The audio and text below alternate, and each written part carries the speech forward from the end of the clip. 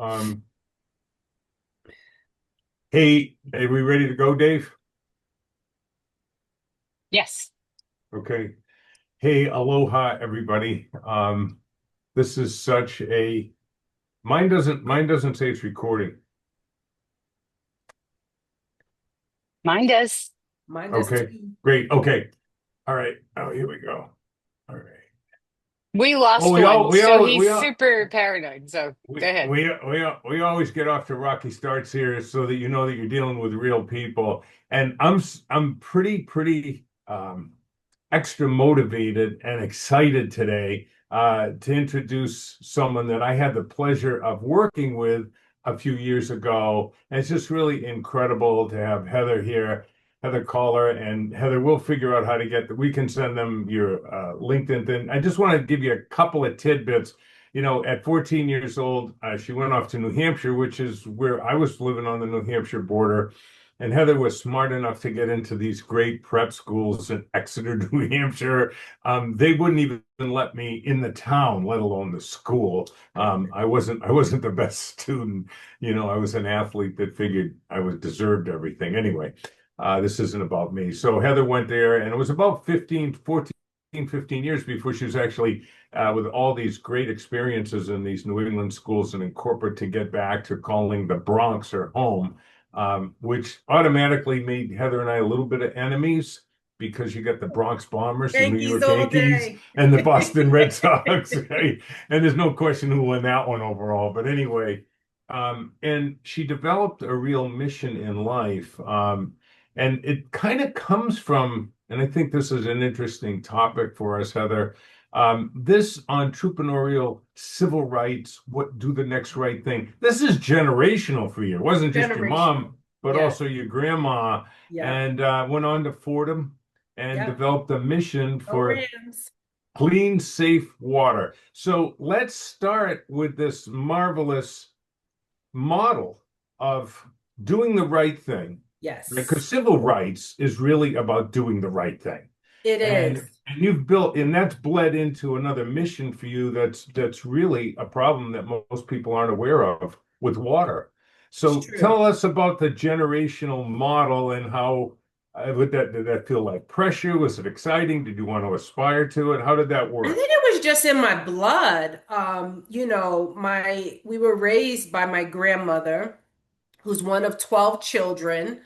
And she's a single mom, and she had six children, my mother and her five siblings, growing up in the projects in Midtown New York.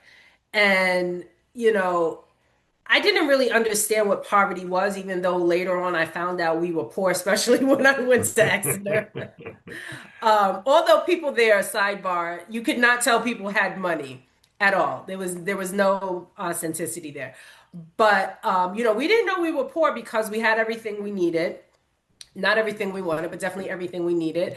My grandmother, she figured out how to shop at Bergdorf Goodman's and Bloomingdale's on the cheap cheap. So she was a very fly girl. But she was also very committed to making sure there was organization in the community. And, she led the tenants council and the tenants association. And I just always saw her fighting for what was right, whatever it was, whether it was medical services, food programs for children, athleticism, the PAL, Police Athletic League in New York. She always made sure there were activities. To this day, there's still a huge basketball series that happens in the summertime. And also, especially as ironic, I went to the Lincoln Center campus of Fordham, which I grew up across the street there. But she would always make sure that this impoverished community living in public housing in New York City in the Lincoln Center area had access and partnership with the rest of the community, which was always some of the most affluent. It was one of the most affluent communities in New York. Um, and she just did it. So I just thought that's what we were supposed to do. Right. Then my mom, when my grandmother passed away from breast cancer in 1990, which had, traveled through her whole body, I still can't imagine what that's like. Thank God I still have my mom, but when my grandmother passed, she took that mourning and turned it into community activism. So now we're living in the Bronx, and she got really active as well in serving the youth, making sure there was organized sports and funding and stuff like that. But she also worked with women who had been displaced because of abuse into what they call tier two facilities, which were transformational housing organizations that help women, Right. get back on their feet. And so that's just how I grew up. Fast forward to the, 2009, she had moved into the suburbs and then moved into Newark, New Jersey, and got reactivated.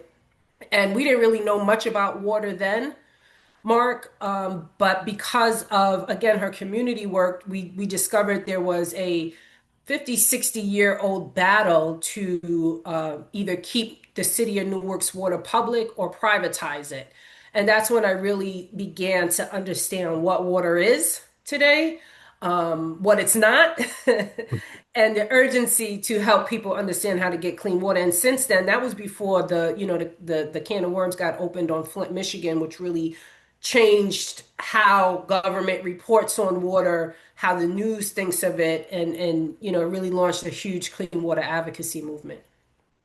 So one of the things that I learned is you'll know them by their fruits, which comes out of a book that was written a couple of thousand years ago. So My favorite. obviously you're hearing from someone who has this generational or genetic or probably both generational model as well as the genetic predisposition to do the next right thing. And I know that H2O cleanse is a big thing. She's gone on to be a very successful entrepreneur, and we'll get into a little bit of her success. But basically, you're able to work when you want to work, how you want to work, and what you want to work at, and that's Yes. wrapped around a cause. And she's also great at strategic alliances, understands mastermind alliances, and Yes. leverage using each other's skills, and has built a wonderful lead generation system, does one-on-one coaching with people. It's an awful lot of stuff. And It's a yet lot. you look younger than you did 10 years ago when we first hooked up. Thank you. I What blame were it on the water. blame it on the water. So tell us what people don't know about water and why H2O cleanse is such an important message. And tell me if you think this is true. Okay. It's about the word hard, making hard easy. Marriage is Yes. hard, divorce Yes. is hard. Pick your hard. Being Exactly. being obese is hard. Being physically fit is hard. Pick your Pick your hard. heart.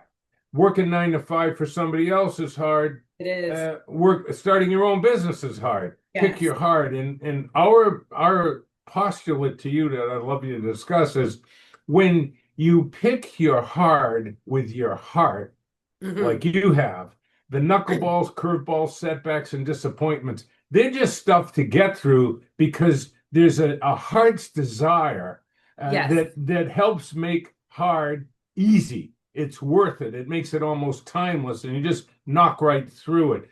Do you agree with that? And how has that, if so, what's the application for you with this tremendous ignorance around water, Uh-huh. tremendous political nonsense around water, Yes. and yet you continue to help people and prosper other people's health Yes. as well as your pocketbook. Tell us Yeah. how is that for you? Well, the one thing that, we haven't talked about is faith. And so when I was in the middle of all this corporate work, I had all of the accreditations and all the papers and everything I was supposed to have at the big job. I was standing in the water on Long Island at Jones Beach, and I was miserable. I was miserable. And I was just like, Lord, please help me. What is my purpose? It was the first time I ever asked. I heard somebody, I don't remember who it was, but somebody had said, ask about your purpose. So I said, Lord, what's my purpose? And immediately, you know how it is, Mark. It was immediate. The Lord whispered back. And when we talk about the Lord, I'm talking about Yahweh, whispered back very softly, return the water. And I was like, oh my goodness, that sounds amazing. What is that? And how in the world am I supposed to do it? So I didn't really know, right? I just was like, I'm standing in the water at Joe's Beach. It was not clean. And just the massiveness of the mission hit me. Fast forward, 2017, I'm at an event, and the leader's like, well, what's your purpose? And that was the first time I thought about it again, was to return our water. And I said, oh my goodness, I'm working with schools now. I hadn't put the dots together. It had just happened. My mother's work had happened. We had discovered my manufacturing partner, which can actually get out the chemicals from the water. And I just started, then Superstorm Sandy happened, and I was the only one on my block who had clean water because I had my filtration system. So there was something based in faith, there was the grace, there was serendipity, there were so many things that happened. But when we talk about this, choose your hard, water has always been a problem from the beginning of time, right? Before our industrial age, manufacturing, massive agriculture, it was bacteria and viruses, right? So people would honestly rather drink beer because you had to boil the water than trust the water to drink. But around the turn of the century, from the late 1800s to 1900s, municipalities began to chlorinate water. And so this is when we start to add chemicals intentionally to our water to what I call, say, make it deliverable. And so to this day, we have lots of chemicals that are added to our water to make it deliverable. And that's a good thing, in fact, because it's a massive privilege. Like the phenomenon of having 24/7, 365 access to water. You go to any faucet, it's incredible. There's places in the world that still don't have it.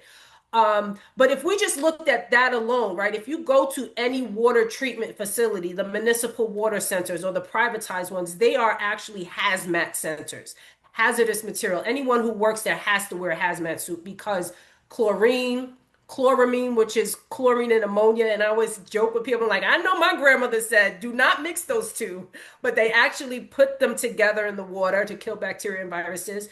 You have lye. Tons of lye are put in the water to raise the pH because the water is so acidic, which isn't good. And then you have corrosion control. This is the chemicals of many, they choose a chemical that's a corrosion prohibitor and they put it in the water so that the lead from the failing infrastructure, the pipes, it doesn't leak into the water. So that's actually backstory what happened in Flint. They changed the water supply, but they didn't adjust the corrosion control. So what is just one of those things? It's so sensitive, it's living, right? And so there's so many things that can affect water quality. Now, that's just what they put in the water to make it deliverable. When we start talking about environmental contamination and all of these different things, municipalities lose millions of gallons of water a day because of infrastructure leaks, water main breaks. It's just so complex. So everybody's scared. Nobody knows what to do about their water. They know that we need it to live, but they're also scared that it's going to kill them. So what do people do? Excuse me. Most people turn to bottled water, unfortunately, which we're now beginning to understand just based on the bottling process. When the mechanical pressures go down to seal the bottle, it shreds plastic into the bottle. So there's, over 250,000 particles of plastic in every bottle of water. That's a lot of plastic, which we know suffocates us. It's horrible for the environment. So we take this big, big, massive problem, and our solution is at every faucet and every fountain on the planet, you need to get what's called an NSF certified drinking water system. So no matter what you're going to do with the water, you're going to drink it, you're going to cook with it, make coffee, whatever you're going to do, right when you're going to use it. This is key because right when you use it, there's no other chance for contamination, right? So that's why we say at the faucet or on the fountain. So it's really simple. There's a lot of companies that actually commit fraud when saying they have NSF. That's a lot in the details, but the answer is that we teach people how to become clean water champions so that you can actually pick up the torch, take the message to your local communities, have conversations with people, and make it easy. Well, one of the things that really struck me, and I want to get into our time and how you've leveraged what you had beforehand, leveraged with our time and gone on to leverage. Heather can show you how to generate leads. And this is a great thing because she has another company, which is Heather Color Agency, which is really a business to business and learning how to leverage each other and make strategic trades of Yes. both information and clients and so forth. But one of the things that I noticed, and no matter who I'm talking to, I'm going to get Ralph Waldo Emerson into the conversation. Yes. Who wrote the great essay? Most people believe it's the greatest essay ever written. I believe it's number one, but most people will say it belongs in the top 10 anyway. And that's the law of compensation, which is give more, get more. And You gotta in a give. recent post on LinkedIn, how do you keep giving, right, and still grow? Yep. So let's move from the actual technical stuff and this warning about water and get a real filter, not a $19 filter down at Right. Walmart or something, but something that's actually gonna get you pure water. And you can get a lot of information from Heather at LinkedIn or any site you want to give us later. But basically, tell us how you've been able to leverage Emerson's thing is compensation really gets down to give more, get more. And it sounds wonderful, give more hate, get more hate, give more love, get more love. How have you been able to continue to give basically everything away and yet still grow both your network and your resources as well as a lifestyle? I think it's, you you have to be you have to really understand, you have to fundamentally understand, right? In the great book, the Bible that we talk about, even Jesus says it's better to give than to get. How could that be? And one of my understanding is if you stay full, you have no room to receive, right? And so you have to pour out. You have to pour out to make room for what you need to receive. And whoever you're going to serve, this was fundamental in letting go of measuring, right? Because we can get caught in measuring. Oh, I gave this much, I gave that much, I didn't get yet. I gave you, I can't give you. You never give any. Now, there's people who are leechers, but you can feel that energy before anything happens, right? Yeah. So Yep. that's a whole nother conversation. But when you can help someone, my model is when you can help someone, you have to help them, especially if you know they deserve your help, right? Because they're a good vessel, they're going to do something with it. The people who can help you, you will most likely not be able to help, at least at the stage when you're receiving. And so that keeps it fair. That keeps it very fair because if you really need someone's help, there's not going to be a great likelihood that you can help them right away. That's just the way that it goes. And so, what I have found is that we can't predict people's readiness. Do you believe and understand that what you're offering has value? That's the first thing. If you don't believe that what you're offering to people has value, I don't care if it's sneakers, if it's a talk, if it's I don't know what else it could be, right? If it's art, if it's your book, if you really don't believe you have value, then you're not going to succeed because your energy is not going to be there, right? And Right. sometimes you talk about that heart drive and that heart posture and the passion that you have to have. It can lead you down different roads that we can't predict yet, right? The path is not straight. But when you talk about giving, we can't predict people's readiness. So my model is especially understanding marketing. I'm a serial entrepreneur. I started my first company when I was 22 years old, which was wildly successful and then immediately died in 2008. But that's fine because it was definitely a great experience. Um, I learned you can have the greatest thing. If nobody knows about it, it's not going to do them any good and it's definitely not going to do you any good. So I really believe in doing all that you can possibly do, especially in today's age. Mark, you have been around for a long time. You know how easy it is to get in business now versus when you first started.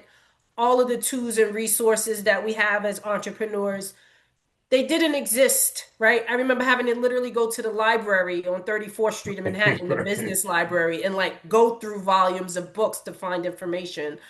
Um, you have to get your word out. You have to know that you're doing the right thing. And, again, with faith, it's just been my experience that you will find out if what you have is good. People will let you know, and then they'll So come back. basically, what you're talking about is giving without expectation or Yes, reciprocity and yes. trusting that universal law, because And it is a some law. people, yeah, Yes, so, yeah, some people believe, and I'm one of them, which doesn't mean everybody else should, but the source of all good is looking for the channels that it can create the greatest amount of service. And so I need to absolutely. become a serve. We're about rendering service. We're not servants per se, We're not right? what? Servants. We're to rendering service and being a servant are two different things. Yes. And and that to give without expectation or reciprocity and trust that. So one of the things that I picked up when we first went through a little mentorship program together, which was awesome for me. I think I Same here, learned same more. here. I think I learned more than I gave. Is that most people believe that you grow personally and develop a healthy mindset. But people like you that are in that small group that have continually had one success after another and just rolled with the setbacks and say, well, that was good, like you just did with this 202 company and then 208 and the change. And it's like, wow, okay, I learned a lot there. Is that most people believe you grow personally and develop a healthy mindset when in fact just the opposite is true. I'd like to know if you feel the same way, is that you develop a healthy mindset and then you can grow. Just like your body's going to be better if you put healthy water in there, clean water in Absolutely. there, right? You Yeah. wouldn't plant Mindset is everything, grapes. Mark. Mindset is Yeah. everything. Your course was the MKE was very transformational for me. And when my mom was the type of person, I think I was maybe 12 or 13 years old. She put the power of the subconscious mind in my hand. I was on a flight from New York to St. Louis to see my father's family. And I was just like, what is this? Like, I didn't get it. But a few years later, when I was old enough, I began to get it and understand it. And so we come to a point where we have an awareness about our thoughts, right? And you begin to discern, okay, is this thought serving me? Where is this thought from? Is this thought true? Um, and we have the power to brainwash ourselves with things that are true, with things that are good, and to treat ourselves like seeds. If you go out and you plant a seed and you want it to grow, you're only going to give it the best that if you expect it to grow, right? You're only going to Right. give it the best nutrition, the best water, the best sunlight. And so we have to treat, we are in fact seeds and quite literally we are seeds, right? And so we need to take time, and this is more true for me now than ever. We have to take time to grow ourselves, to brainwash ourselves, to remove anything that is negative and debilitating, not self-correction, right? We're not talking about that. We're talking about things that are just not good for us, to remove them. And the mind is somewhere we can get lost so quickly, right? And if we're not positively brainwashing ourselves, for lack of a better phrase, someone else is towards their ideals, towards their goals, towards whatever they desire for us in the world. And unfortunately, even though you might not be that type of person, there's a lot of people who are intentionally looking to brainwash the masses. So we have to be very aware of that. No, I'm Absolutely. shocked. You mean the government wanted to scare us, demoralize us, and then bring us to the circus and tell us everything's going to be A friend of okay? mine that I went to Exeter with, and I'm like, I can't believe he has this hat on. This is just me, my personal views. So he had a red hat on, right? And I'm like, what does his name is Alex? I said, what does Alex's hat say? And it said, make George L. Orwell fiction again. Yeah, right. Orwell was right on. He was just He a said, couple of make years. George Orwell fiction again. I said, okay. Yeah, I laughed and took a deep breath. I said, yeah. I get it. Yeah, yeah, it would be nice if it was fiction.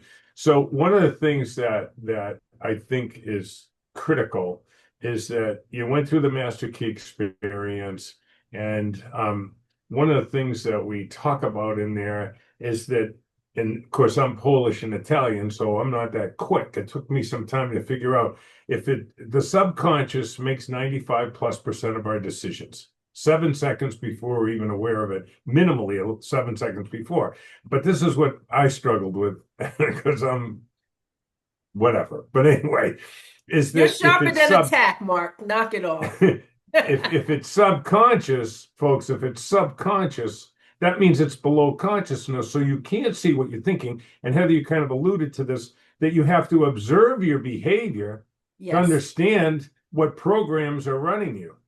And tell us about your ideas, if you will, or comment on that, is when you observe, to be the observer is really the key to the vault.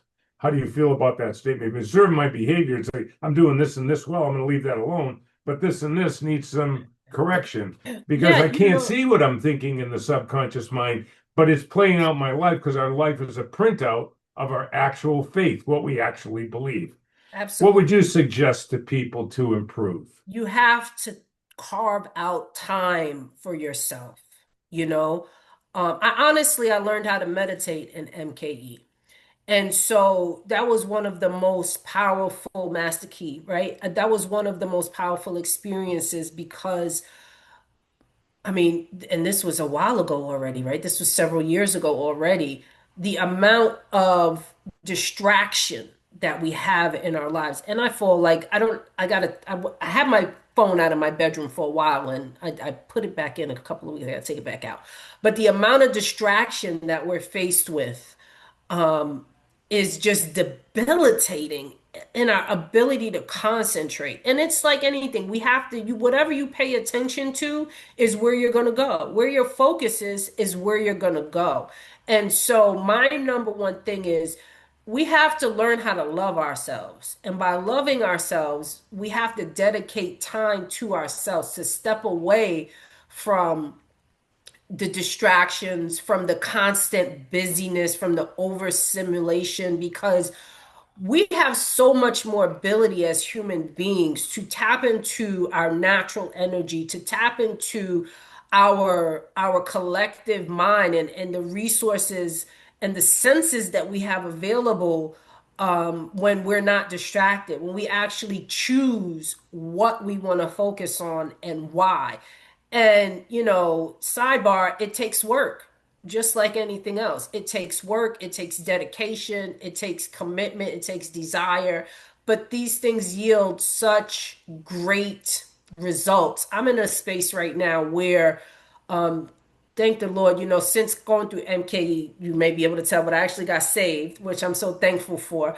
And so, now I'm just in such a trusting space that I know it goes from a point of wanting to understand to believing to knowing, in my opinion. And when you're in a place of knowing, it's a totally different existence, right? It's like you're living in the laws now. You understand just how, there's the law of gravity that's never going to fail, right? Gravity, you throw something off of a building, it's going to fall. That's a law. And so there are spiritual and mental laws that are just as real. And so when we begin to live in this space, we're talking about now not spending a lot of time in the worst states, which are what? They're worry, right? They're disbelief. These are the things that destroy our lives. If we look at any bad habit, in my opinion, they're always going to be rooted in worry and disbelief because it's like the mental chains are there. Fortunately, right? If we think about where we live, as chaotic as this country is right now, right? The United States, at this very moment, you don't have anything stopping you from your growth. You may think you do, but in reality, we don't, especially today because there's just so much that is available for free. Oh my goodness, right? We walk around with little computers in our phones.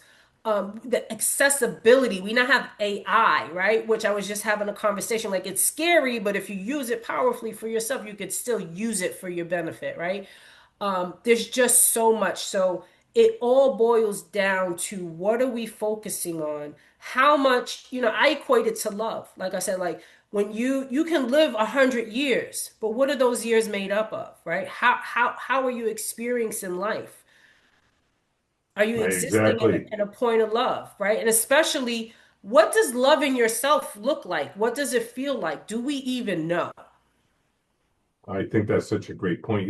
One of the things that you touched on that I love is when you talked about focus. We learned from Hanel, and when Heather talks about MKE or Master Key, it's an experience we have. It's a course. This isn't a pitch for it. Everybody gets a full scholarship because the previous members paid forward for people like you that are listening, and they really get the mental mindset. You can get to Mark J. Books Info, and that will give you Emmett Fox's 7-day mental diet, which we can circle back to in a second. And Heather can tell you what a challenge that is, but what a game It changer it is. is It's once a you game clean the changer. garbage out. But where your focus goes, energy flows. The average person, and I know all you were thinking, I'm not the average person. Great, good for you. The average person picks this up 97 times a day for no reason. This is an You're addictive missing out. device, or it's a useful tool. And Heather Yep. used, like I said, you don't even have it in the bedroom.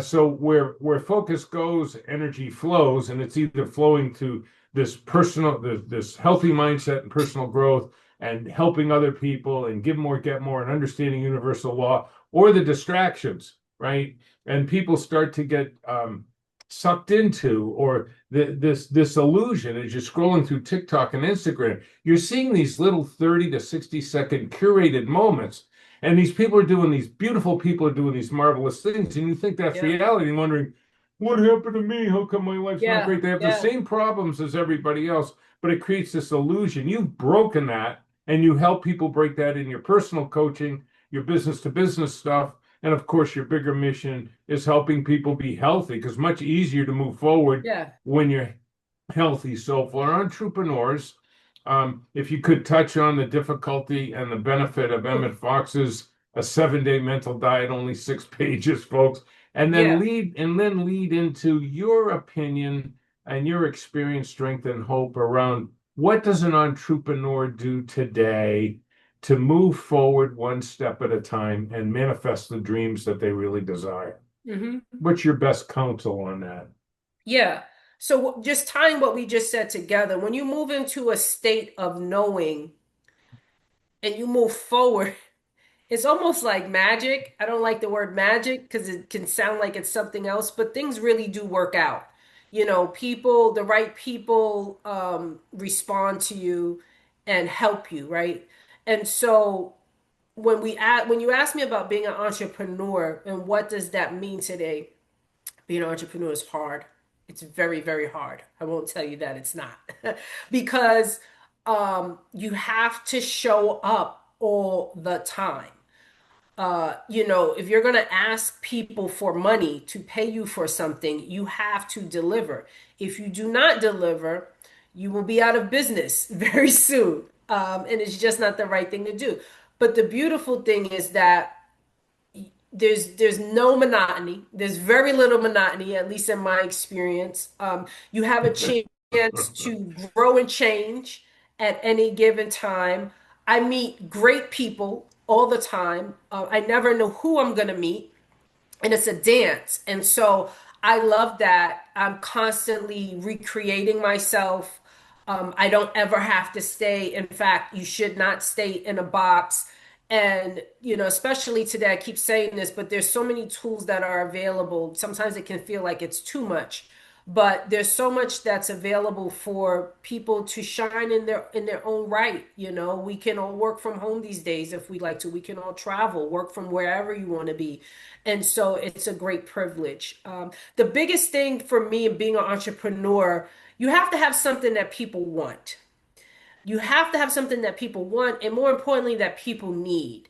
And so you have to validate that. And you could do it a lot of different ways. The first thing is just do some research, see if there's a market for it. When it comes to H2O cleanse, I was probably ahead of the curve. The market is just now catching up to me, and the message that I have for people. So I was doing this back in 2012, and people were interested. So there's always a curve, right? Especially when you talk about new products and services. There's the early adopters, right? You have a great video, that one guy dancing. I was just thinking about that like 2 weeks ago. That one guy dancing, it took people almost like an hour to like one person to dance with him. And by, 5 minutes in, the whole crowd is there. And so you Right. have to understand that there's some things you have to understand about people and just our nature, how the majority of people respond. You need systems and infrastructure if you're going to be a business. These are things that were not easy for me because I'm a creative and I'm an A, like a red rather, like Mark is. And Right. so, we're like, let's just make it happen, just go. And then you're like, but the paperwork, who's gonna deal with the paperwork? Who's gonna file the taxes? And so these things have to be done and team, right? And so I've actually used your color code process to hire people, and it's worked really, really well. So there's a Right. lot of great things that I've gotten from you, Mark. And so, you have to believe in what you're doing. If you can quit and not and just be okay, then quit. That's what I would say because Yeah. I can't quit. Um, I've actually I tell you story. I used to be like the golden girl where I could get any job that I wanted, and then I just kind of stopped. And now I don't know if I could get a job again. I probably Yeah, can't.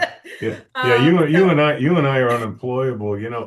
One yeah, the big takeaway that I'm getting here, we talked about hard and easy, and Heather's, in agreement, has actually lived it. It's actually where I kind of stole that idea from people, is that hard becomes easy or manageable, or you look forward to it, or as soon as you yeah, do this, things are going to get better. Is that if you're picking with your heart, and obviously her mission for people that have healthy water become aware of what they're actually putting in their body and on their body makes a difference, is to pick with your heart. But what I'm really understanding, and it's just such a great business principle, it's out of Wallace Wattles, The Science of Getting Rich, which is where Hanel from the Master Key System got his stuff. And that is when the transaction takes place, that the value usage to the end user is greater than the dollar value that he yes, gives you, not in absolutely, my opinion. In other words, Heather moves a water filter. It's not in her opinion that his usage value is better, but when in his opinion, the usage value is better yeah, than the dollar value that he paid, the only thing that can stop you at that point is yourself. And I'm exactly. picking that up. Um, how do you feel about end user usage value as It's the as most an important absolute thing. It's the most goal? important thing. Like the things that you've just brought up, which I wasn't even thinking about. I've had people tell me my testimonials that I get from my clients are gold. People say everything from, this was the best thing I ever bought in my life. I mean, how I don't think you can get any better than that, literally. People have told me that, they thought they were infertile, that, 6 months after they blame it on the water system that they finally had their first child. Wow. Um, they become water snobs. I've ruined their life. They have to take their water with them to restaurants when they go out now. Just so many, many things. And the bottom line is that they say it's the one thing I don't have to worry about anymore. Like life is so busy, at least I don't have to worry about this. But you want your people, and I call them my people, I don't even call them my clients. You want your clients to rave about you and to tell people about you and to send people your way. And the way that they're going to do that is when they feel like they're getting over on you. And that's the equation. The value is there, right? They're like, I'd do this 100 times, And so that takes, and with me, with the water company, H2O Cleanse and creating clean water champs, is not just the product. The product is the simple solution. My goal, in which we've been pretty successful to do, is changing people's lifestyle, changing the way that they think about things, giving them an answer to such a massive problem, having them pick up the torch and actually be able to make that same type of change in someone else's life and just have the answer. Right. And so that's been very empowering to people in their own right. They feel very empowered by it. I go places and, they started calling me Heather H2O. Is such a compliment for me. But people like yell at other people when they're like, you need to do this. And I'm like, oh, thank you. It's so life changing. And so if you're in business, think about, we always got to ask the simple questions like, why do you like the companies that you like? Yeah, exactly. Why do you buy from who you buy from? Right? Exactly. It's Exactly. just because you feel the value is there. If there's no value, then what kind of transaction is really happening? It's a Yeah. loss because now Such a I've spent great, my money, I might have spent my time, and I'm no better off than before I met you. yeah. So, it's amazing how two stubborn, know-it-all Reds like you and I have come to such a remarkable connection and agreement by surrendering our ego. We all know that our ego is not our amigo, and got aligned with universal law, spiritual law, whatever you want to call it, because you're absolutely right. Just like gravity, these laws work, and to trust them, Real. when you give without expectation of reciprocity, one of the things that I've come to understand is that the divine doesn't really speak in words, but in synchronicities. And if I'm in yesterday, or regretting something about yesterday, or worried about tomorrow, then I'm not present. And the universe is saying, wow, Heather, well, Mark, well, Harry, well, Fred, that's a really great idea. It's going to help people. Here's the pathway. But I'm not there. I missed the synchronicity because I forgot that my ego is not my amigo. And certainly with Heather, and you see this generationally living into both genetically and generational model between grandma and her mother of doing the next right thing. What a great takeaway. We always close with a handful of quick Q&A. So let's do that. And so generous with your time today. Fantastic. Heather, what's your favorite word? Hallelujah. Hallelujah. Okay. Hallelujah. I'm in. Okay. What's your least favorite word? Hate. Hate. Yeah. Hate. Wonderful. What turns you on creatively, spiritually, or emotionally? Oh, Jesus turns me on. I love me some Jesus. Oh, salvation. Absolutely. Creatively, I love things that make people happy. So anything Nice. that I can create that's gonna make people happy. Mentally, growth, things that click, especially when it's like it can keep going. Like I love when something clicks and then you can see it eternally clicking. I love that. Yeah. Yeah. No logical end to the ripple of kind acts, right? Yeah, yeah, yeah. What turns you off? Um, oh, poverty. I can't stand like Yeah. real poverty, not just physical poverty, but spiritual, mental, physical poverty is very sad to me. Um, Selfishness, I would say. Hmm. Favorite curse Selfishness. word? Yeah. Favorite curse word? I don't have a curse word. I don't Good curse. for you. Good for you. Then what turns you on is happy with that, right? Jesus is Yes, happy with that, right? yes. Okay. What sound or noise do you love? Oh, I love the birds in the morning. Yeah. Do you And want I to know? love the ocean, the crashing of the ocean. Yeah, I remember you talking about that when you were in Maui. Yeah. Do you know why people love the sound of birds particularly?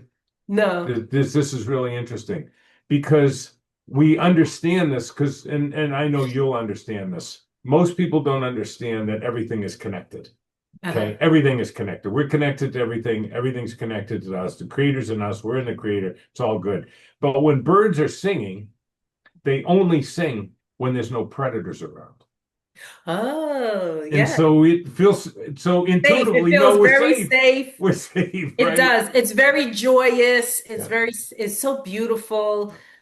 And when you can What? hear them, it's usually quiet out. So it's Yep, really nice. exactly. Yeah, well, everybody's feeling safe. What Yeah. sound or noise do you hate?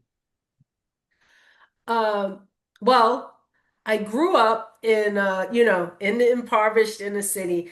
I hate outside arguing. Like people who Outside are just arguing. like, you have no couth.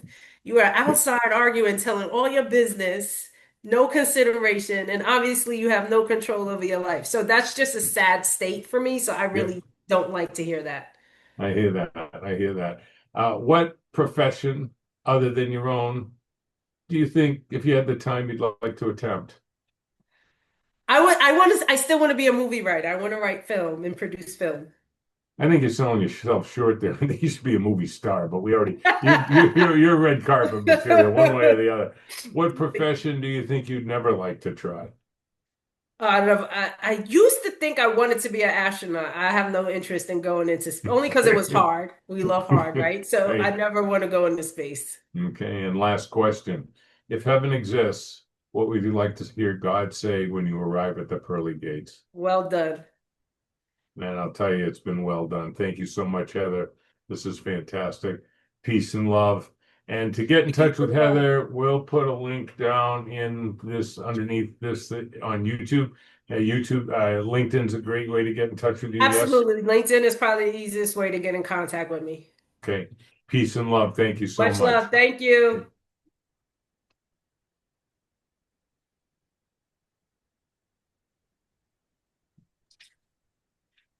Okay, we're done with live. Thank you. Where'd he go? Marky? I think he left. He left, Amy. I think he thinks he had to end it. Too much to do.